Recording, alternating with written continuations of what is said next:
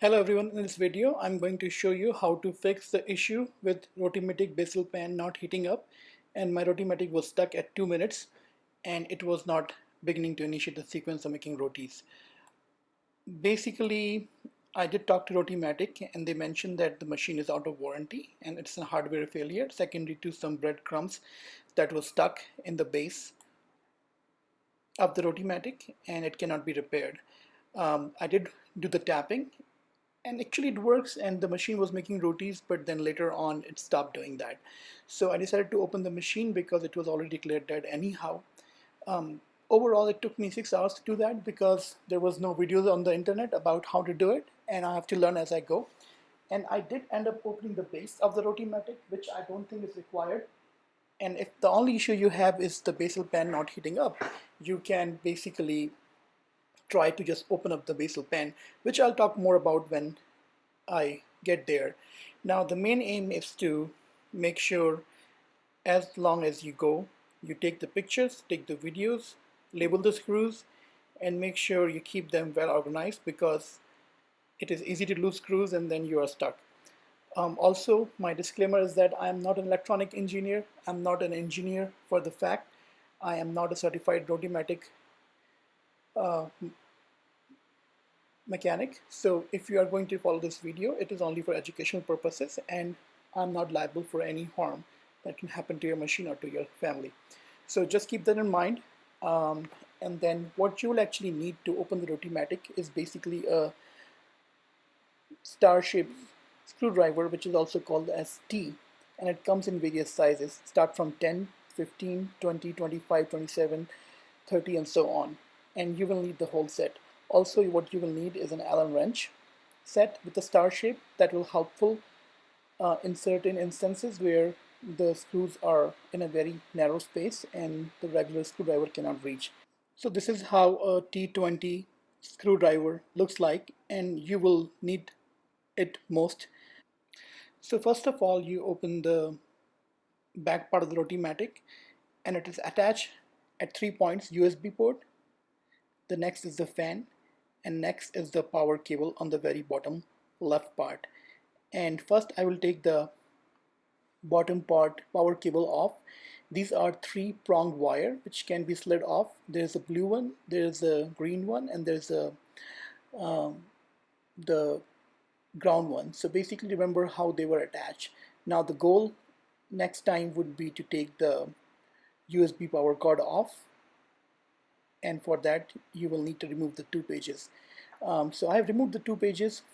These were attached at these 2 holes you can see here and here, and now the main thing would be to getting the fan off so that we can take the fan off and keep the panel off so that we can go on and start removing the other panel. So finally the fan is off, and I think this was most challenging. It is in a very narrow space and I have to basically use Allen wrench to unscrew the fan, and I have taped the fan on top along with the USB port so that it is not flopping around. And this is how the back looks, and this is how the Rotimatic looks from the back. This is the Allen wrench I'm talking about, which basically helps you to open the Rotimatic from the back.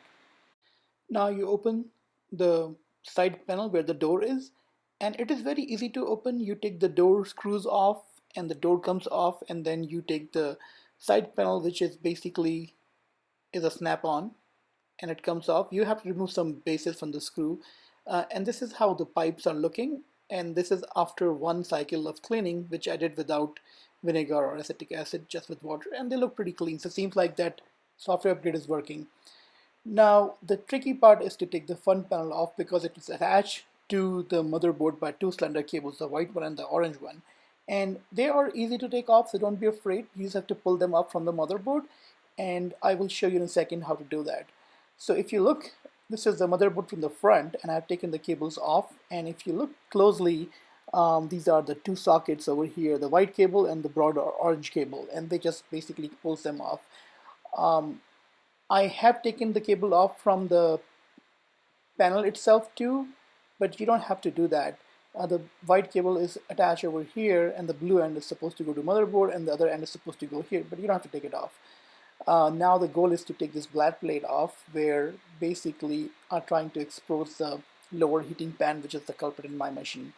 There is a foam attached to the front of the black plate, which I took it off, but you don't have to take it off.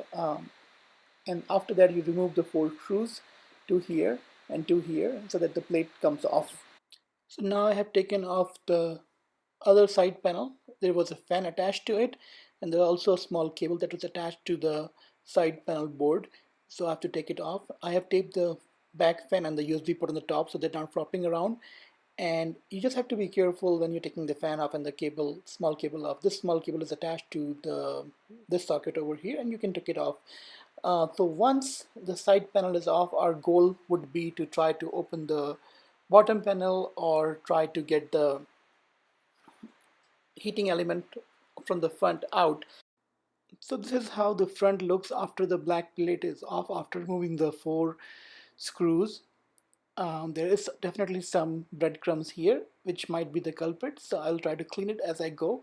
But our goal is to get the plate out. There are 2 wires you can see. One is on the left side and one on the right side. The left side wire, which is the power wire, and the right side wire basically is the sensor wire for the temperature probe. So now we are going to remove the bottom part. And for that, you have to remove a bunch of screws from the side, from the back, and you just keep removing them. Ultimately, the bottom will be opened up. I removed the fan from the socket from the motherboard, which is a side fan that helps to maneuver the machine. And this is how the bottom looks like when machining the side. And there are a bunch of screws which you can remove them all. When you remove the base, there is a side pillar that actually will come out, and make sure how it is inserted so that you can put it back down the road later on. This is the bottom of the machine open, which you can see the back plate and the front plate. The black plate is the press and the front plate is the heating element, which is the culprit in my case. So my goal is next to remove. And this is also a screw on the bottom, which is attached to a ground wire from the machine that needs to be removed. So the next process, we'll try to remove and open the heating element. This is how the heating element looks while I opened it. Now, as I said earlier, you don't have to remove the base, which I did because I don't know, I was opening the machine for the first time. On this bottom, there are some screws. If you unscrew them, that will, I think, will open only the bottom plate, and then the bottom heating plate can be slid out from the front where the black panel was removed. So problem with me was that there was the rust on one of my connectors, the positive and the negative one. Now this is one what you're seeing is the plate, how it looks after opening up. There is a good amount of packing on it and the top cover. But this is the connector. I have to take it off because there was rust and it was not connecting well. So in the next video, I'm going to show you how I cleaned the rust from this connector, and I see if you can see this is the rust in there, and I cleaned it, and then this is the connector, and I just basically put it back and made sure it's snug and it's fit. To do that, I have to basically use a plier, and I put this thing back on like this, and I press those 2 prongs so that the connection is snug.